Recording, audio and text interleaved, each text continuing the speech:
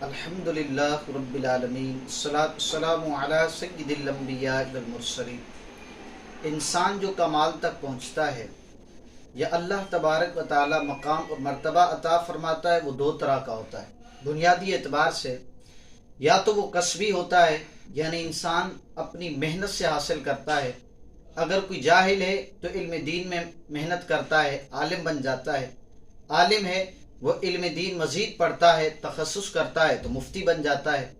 یہ کسبی تھا جو مقام اور مرتبہ اس نے حاصل کیا۔ دوسرا یہ ہوتا ہے وہابی۔ وہابی کا مطلب یہ ہے کہ وہ اللہ تبارک و تعالیٰ کی عطا سے ہوتا ہے۔ وہ اللہ تبارک و تعالیٰ کی یہ بھی عطا ہے، لیکن اس مقام کو اپنی کسب سے حاصل نہیں کیا جا سکتا۔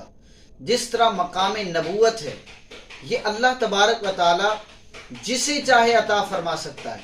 ایسا نہیں کہ بندہ نیک اعمال کرتا رہے، تلاوت قرآن کرتا رہے، تہجد پڑھتا رہے کہ معاذ اللہ وہ نبوت کے مرتبے تک پہنچ چکا، کبھی بھی ایسا نہیں ہو سکتا۔ تو لہذا ہمیں اس بات کو ماننا ہوگا، جو بھی نبی آئے گا تو اللہ تبارک و تعالیٰ جسے نبوت کا تاج پہنائے گا بس وہی نبی ہو سکتا ہے۔ اور حضور علیہ الصلوۃ والسلام سب سے آخری نبی ہیں، اس پر احادیث مبارکہ بھی ہے، وَأَنَا خَاتِمُ النَّبِيِّ لَا نَبِيَّ بَعْدِي، فرمایا کہ میں سب سے آخری نبی ہوں اور میرے بعد کوئی نبی نہیں آئے گا۔